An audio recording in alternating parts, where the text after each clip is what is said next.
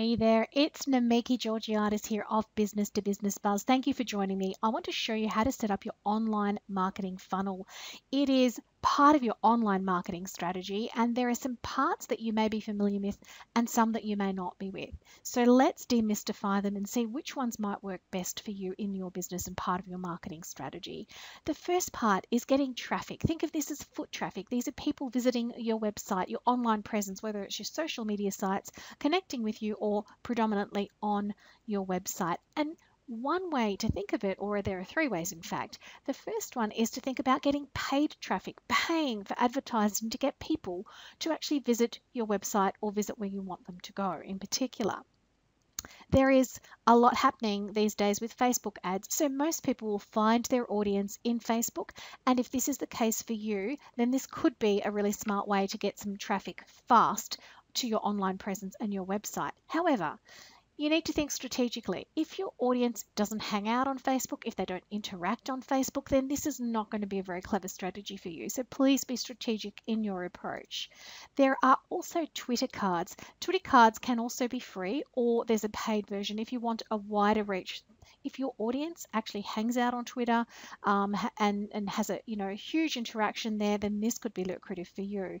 And one of the stock standards are Google pay-per-click ads. So there's a lot of fine-tuning you can do with your Google pay-per-click ads. And again, this might be an online traffic strategy you might want to consider at some point in your business.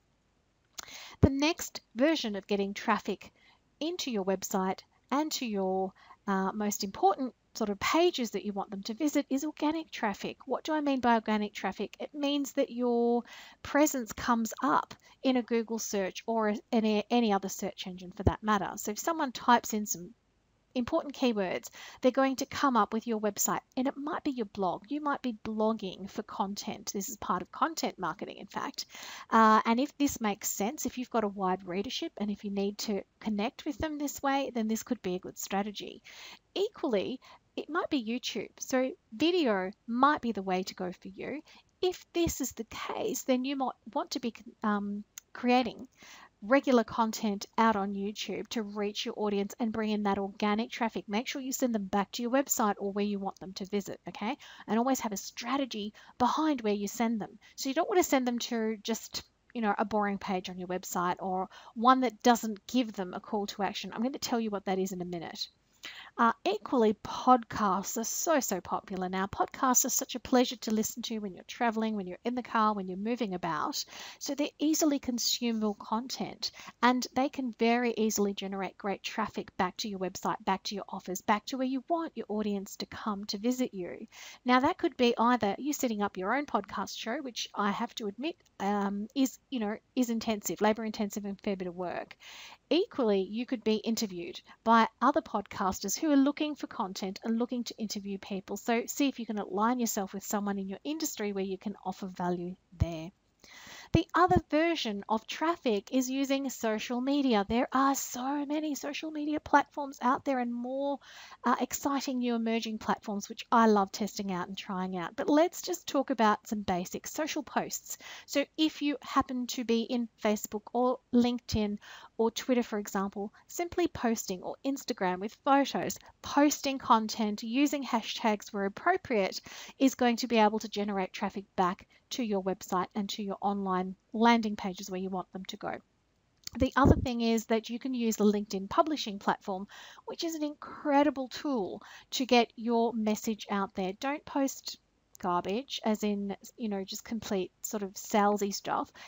Post valuable content, okay? And engage with your audience and the people you want to connect with. Video is another one. Starting to embed video in a lot of these media, such as LinkedIn and Facebook, is becoming very, very popular. Again, they're all trying to capture an audience and keep them within their social media networks. So if you're using video, go and embed that video on those social networks. You'll get a really, really good response. And next is what I call active engagement. Active engagement is all about getting in there and forming relationships and talking to people, actually having conversations online. And again, that's within the social media. So connect with them, have a conversation, ask questions, answer questions, help them out, right? That is forming relationships. Really, really key to driving them back to your website. Now, the whole thing about your website is it's not just a pretty page about you and your business. It's got to do so much more in your marketing strategy and in setting up your online marketing funnel.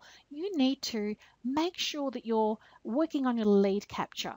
Okay, that is capturing leads, prospects that you can connect with, that you can nurture over time, create a relationship with, and then go on to have as your customers and clients. Let's take a quick look at this. So in order to be able to capture leads, you need a landing page, a single page that has no other navigation on it and with a single mission, and that is to capture leads, right? That is to capture things like their name and email address. Okay, and to do that, you use a lead magnet. That's what we call a lead magnet. What is a lead magnet? It's a juicy piece of content or information that's really, really helpful to your audience that they're going to say, yes, I'm quite happy to put my name and email address, and in some cases, in some industries, even my telephone number, so that I can access that juicy piece of information that's going to help me right now. Okay, so short, sweet, and helpful.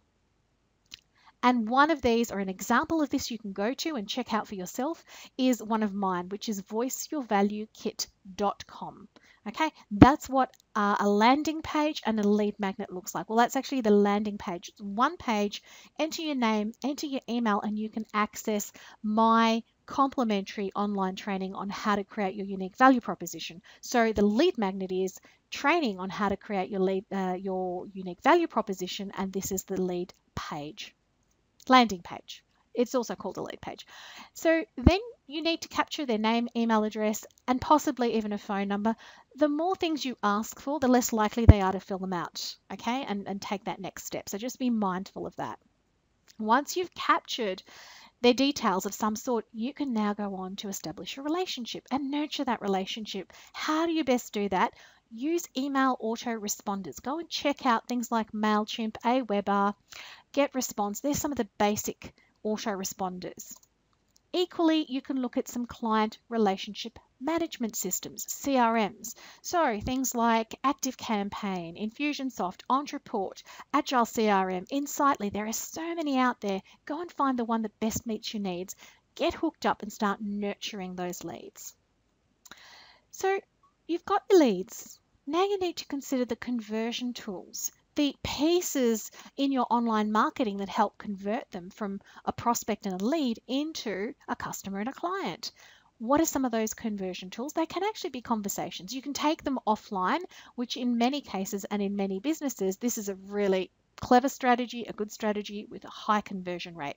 Have a conversation with them. That can be one-on-one, it can be in person, it can be in so many different ways. Also, you can leverage sales letters or sales copy. What the marketers, what we call is copywriting.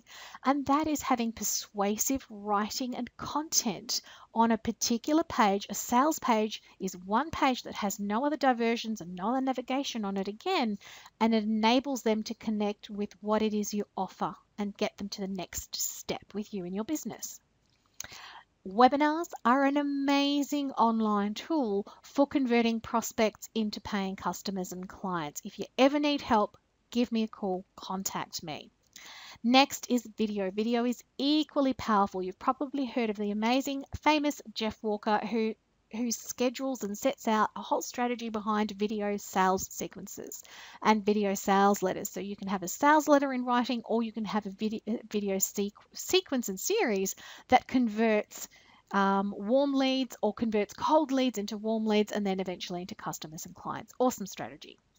Okay, then you need to look at your offer. What is your offer? Are you offering it in person? Is your offer, by virtually by Skype, for example, or is your offer via a webinar? Okay, so these are all online strategies and mechanisms, or is it simply through that sales page? Then there is exposure and referrals. So coming through your system, you want to be able to generate some exposure and referrals online as much as possible. Now, Doing that is via strategic alliances. So finding great strategic alliances where you can work together, where you can share that, referral partnerships, great places to hook up with people, meet people that could be great strategic alliances are obviously on social media. LinkedIn is perfect for that. Obviously, places like even Facebook and Facebook groups are really good for that. We're talking online here. Obviously, offline, go network. Networking is amazing, and meetup groups are brilliant too. So what you want to bring in are referrals and word of mouth. So if someone has had a good experience with you, get them to post it on social media or share some of your suggestions and comments online so that they're looking, they're seen to be endorsing the work that you've done together or the products and services they've purchased from you. And that can be also very powerful because when someone else recommends you, it's far more powerful than when you're out there marketing yourself. And there's also content marketing. So consider content marketing as one way of getting your value out there, your expertise that you can share to help your audience and your prospective clients, and put that out there for others to share as well. All right.